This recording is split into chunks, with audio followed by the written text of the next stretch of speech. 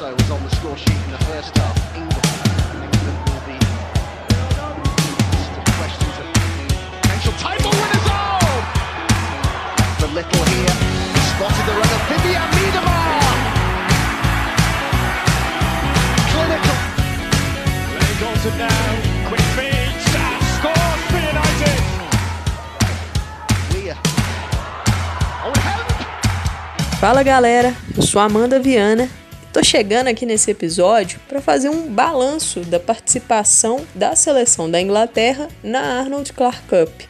A competição, que foi sediada em solo inglês, ela fez parte da programação da data FIFA de fevereiro.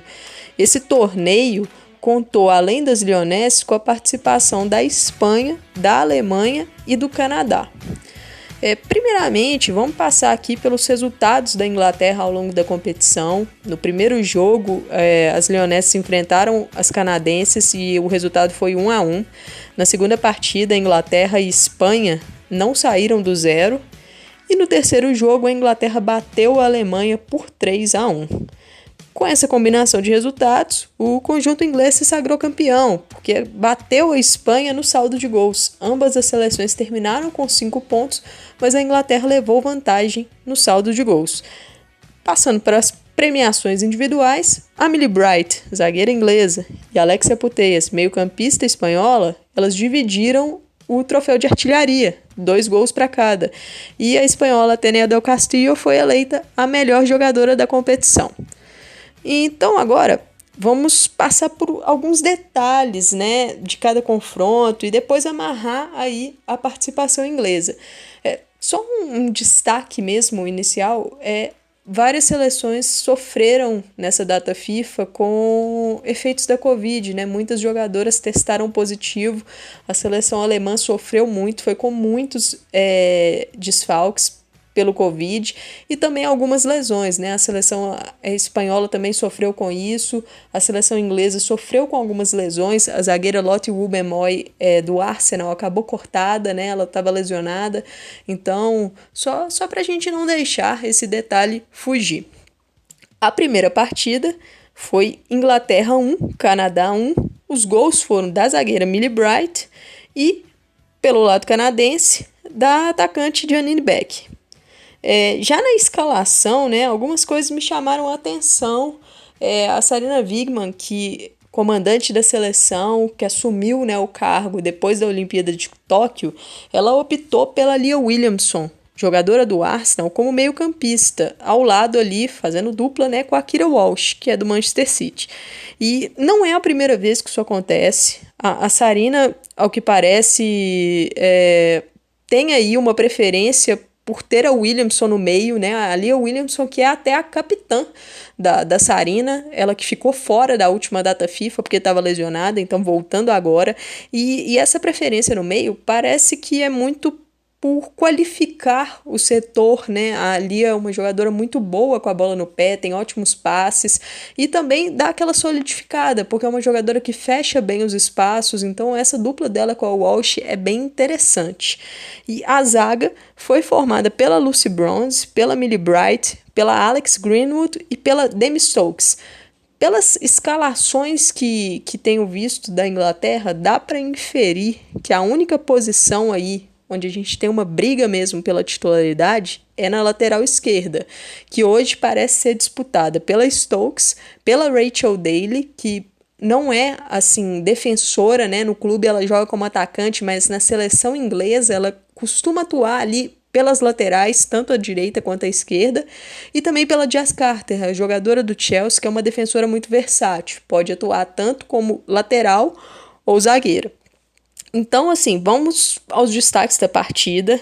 Esse primeiro jogo ele foi marcado por 2 tempos bem distintos, No primeiro tempo, nós tivemos amplo domínio inglês e, para mim, foi a melhor exibição da Inglaterra pós-Copa do Mundo de 2019. A equipe ela atuou basicamente em um 4-2-3-1 e começou muito ligada, bem postada no campo, marcando muito forte, e com isso incomodou ali a saída de bola canadense e forçou alguns erros, E isso acabou prejudicando a fluidez do jogo do Canadá E, além disso, a Inglaterra conseguiu minimizar as fortes transições ofensivas das adversárias, né, que é um ponto muito forte canadense, essas escapadas em velocidade. Então, as inglesas conseguiram fechar muito bem os espaços, especialmente marcando mesmo no campo de ataque. Já no ataque, a equipe inglesa criou algumas boas chances, mas parou ora na goleira Kaylin Sheridan, ora na falta de pontaria, e isso acabou punindo um pouco a equipe, né? O gol das Leonesses saiu dos pés da Bright e foi assim, um golaço. A Alex Greenwood, ela recebeu um escanteio curto, levantou a bola na área, ficou aquela doideira, né? Ninguém cortou a bola sobrou para a Bright, que emendou de primeira e marcou um golaço. Para falar um pouco da Lia Williamson, atuando como meio-campista, ela dá para dizer que ela foi aquela meio-campo área a área, né? Ou a chamada box to box. Achei que ela fez um excelente primeiro tempo, conseguiu contribuir muito com a construção de jogo, mas também pisando na área, ela que tem um passe muito qualificado, e a dupla dela com a Walsh, como eu falei, é bastante promissora, né? São duas atletas que se complementam, boas com a bola no pé, pressionam bem, fecham os espaços, e assim, já que toquei nesse assunto de bola no pé, esse time inglês, ele tem ótimas passadoras, a Greenwood, a Bright, que é muito boa nas bolas longas, a Bronze, a Walsh, a Williamson. Então, se a Sarina conseguir desenvolver esse jogo, né, se a equipe da Inglaterra conseguir souber utilizar essa arma, isso pode ser bastante perigoso a longo prazo, a médio e longo prazo, né? E assim, a falta de efetividade da Inglaterra na hora de capitalizar feriu a equipe na segunda etapa, e isso não aconteceu apenas nesse jogo, né? Quando a gente falar dos próximos, vai dar para entender. As canadenses, elas acabaram encaixotadas no primeiro tempo, mas retornaram melhores e com alguns ajustes feitos pela treinadora Beth Priestman. A entrada de Quinn incorporou bastante o meio-campo, acabou liberando a Jess Fleming, que fez uma segunda etapa belíssima, e a marcação canadense acabou mais efetiva, né? Conseguiu dificultar a construção da Inglaterra, que estava assim, uma construção sem tanta pressão, estava uma construção mais livre, e com isso a equipe inglesa passou a errar muito. E assim a partida ficou mais aberta e teve um caráter de transição, que é o que o Canadá gosta. O Canadá é uma equipe que adora jogar em transição. E triunfam nesse estilo, né? E foi dessa forma que saiu o gol de empate. A Ashley Lawrence, que jogou esse torneio mais como lateral esquerda, né? Ela que normalmente joga como lateral direita no PSG, ela antecipou um passe da Daly e partiu para o contragolpe. E com isso a jogada acabou finalizada pela Janine Beck, jogadora do Manchester City, com um chute de raríssima felicidade, totalmente fora do alcance da Mary Earps, foi um golaço no ângulo e chegou ao empate, né? Ambas as equipes acabaram tendo chance de marcar depois, mas as canadenses foram mais efetivas na segunda etapa e o empate acabou justo pelo que foi a partida, né? O primeiro tempo domínio inglês, o segundo tempo com um jogo canadense mais efetivo. Bom, agora passando aí para a segunda partida, né, Inglaterra e Espanha, e assim, a Sarina mandou uma escalação bem mais mexida para esse jogo, né, da base inglesa que a gente imagina, apenas Lucy Bronze, Alex Greenwood e Ellen White, a White que não iniciou na partida anterior, mas iniciou nessa, né, ela que é costumeiramente uma titular, e assim, a Sarina realmente mudou muito, e a goleira foi a Hannah Hampton, que fez a sua estreia com o uniforme inglês. E já que tocamos no ponto dela, a Sarina deu uma partida para cada uma das suas 3 goleiras. A Mary Earps, do Manchester United, jogou a primeira partida. A Hannah Hampton, que pertence ao Aston Villa, jogou a segunda partida. E na terceira partida, quem veio a jogar foi a Ellie Roebuck, do Manchester City. Essas mudanças da Sarina, elas foram explicadas depois em entrevista coletiva, né? Ela disse que queria uma equipe que marcasse muito forte, com muita intensidade, para dificultar tanto a saída de bola espanhola quanto aquele jogo no miolo, já que o meio-campo espanhol é muito forte, e também fechar esses espaços, as entrelinhas. Então, a equipe inglesa foi com plano de jogo muito claro, marcar muito forte, travar o jogo espanhol e acho que teve sucesso. Foi uma estratégia, né, que surtiu efeito e assim, o conjunto inglês, por muitas vezes, ele conseguiu pressionar a portadora da bola nas zonas perigosas, roubou a bola e assim, se colocou em condições de armar jogada em perigo. E além disso, a equipe postou, em alguns momentos acabou ficando postada em bloco mais baixo, né? E a gente consegue perceber a linha de marcação que foi desenhada num 4-5-1, exatamente para poder fechar ali todos os espaços possíveis e dificultar o trabalho das meio-campistas espanholas. Nessa partida, a linha de zaga ela foi formada pela Bronze, pela Jess Carter, pela Greenwood e pela Rachel Daly. E assim, apesar de desentrosadas, eu acho que elas fizeram um jogo sólido. Não foi perfeito, mas foi o suficiente para parar o forte sistema ofensivo espanhol. Tivemos alguns erros de posicionamento, alguns erros de comunicação, até com a goleira Hampton, mas assim, foram lances mais isolados. Como um todo, o time se portou muito bem. E a Hannah Hampton, ela fez uma partida muito segura, né? E uma curiosidade sobre ela, após a partida, ela afirmou ser fluente em espanhol. E ela acabou captando algumas conversas, né, das suas adversárias e deu a letra, orientando suas companheiras. Então, achei isso muito legal. O que faltou para a Inglaterra nesse jogo foi justamente capitalizar em cima dos erros do adversário. Isso aconteceu na partida contra o Canadá e veio a acontecer nesse jogo também. Como eu disse, a equipe dificultou bastante o jogo espanhol, mas pecou na hora de definir. E olha que teve pelo menos umas 3 chances muito boas. E assim, isso acabou refletindo no 0 no placar, né? Após a partida, uma declaração da Sarina Wiegman sobre o plano de jogo me chamou a atenção. Ela falou assim: ainda que a gente não tivesse a bola algumas vezes, isso não nos causou problemas. Nós tivemos um certo controle onde gostaríamos. E aí ela acaba complementando depois, falando assim, olha, isso pode ser até um pouco arriscado, mas eu acho que surtiu efeito. E assim, a seleção espanhola realmente é uma grande seleção que vem crescendo muito nos últimos anos e você precisa de um plano bem sólido para conseguir neutralizar esse jogo de posse de bola espanhola, e eu acho que a Inglaterra foi bem, né, nessa partida, especialmente defensivamente. Bom, agora o último jogo, né? Inglaterra 3-1 na Alemanha. Os gols da partida foram marcados pela Ellen White, pela Millie Bright e pela Fran Kirby, pelo lado inglês, e no lado alemão tivemos Lina Magull marcando o gol solo das alemãs.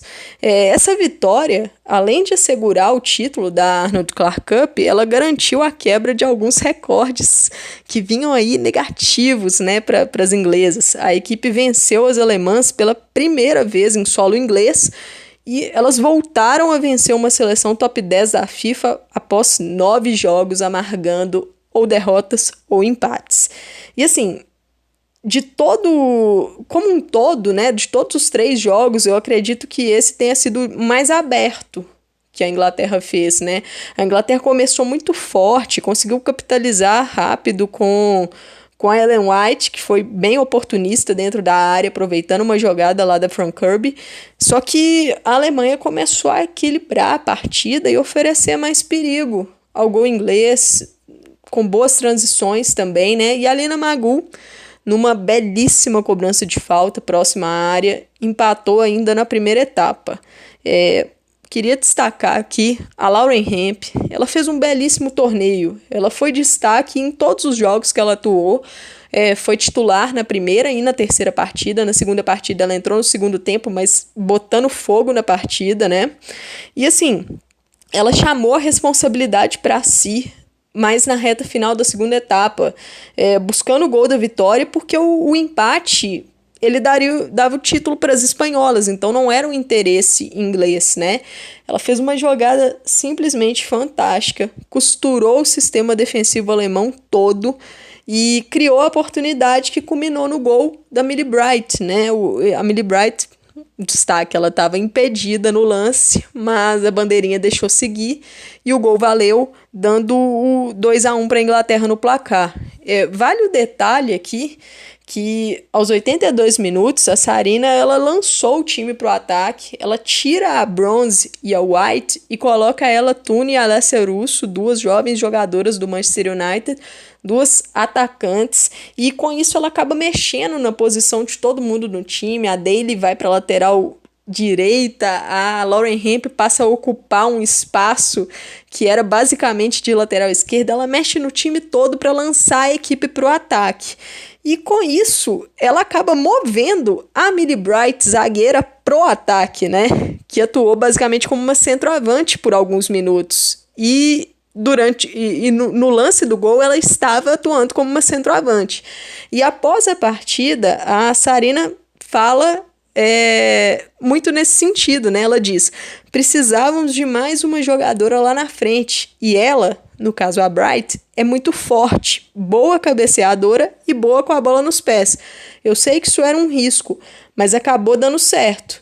E assim, é algo que eu acho que a gente precisa prestar atenção para a Euro, porque se a Inglaterra estiver precisando de buscar o placar, eu acho bem possível que a gente veja a Millie Bright novamente como centroavante.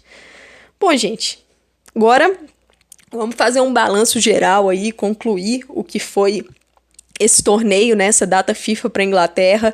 Na minha opinião, foi uma competição bem sólida das inglesas. A equipe, sob o comando da Sarina Wiegman, ela enfrentou praticamente seus primeiros desafios, né, visto que os jogos do ano passado eles haviam sido todos contra adversários mais frágeis pelas eliminatórias da Copa do Mundo, né. E, assim, o título da competição veio, mas mais do que isso, a gente viu boas performances da equipe e, assim, dá para ter uma boa esperança de evolução até a Euro, que será no meio do ano, na Inglaterra. É nítido o crescimento coletivo do conjunto sob o comando da Sarina, isso em basicamente todos os setores, né? Agora, daqui para frente, a equipe precisa tentar oscilar menos ao longo das partidas, né? Ter mais equilíbrio. Por exemplo, no jogo contra o Canadá fez um belíssimo primeiro tempo, mas caiu bastante no segundo. Então o objetivo agora é tentar equilibrar as duas etapas, né? Para ter mais controle da partida. E, além disso, conseguir capitalizar e ser efetivo nas chances que tiver. Porque isso pode diferir no final, né? A falta de gols acaba diferindo no final.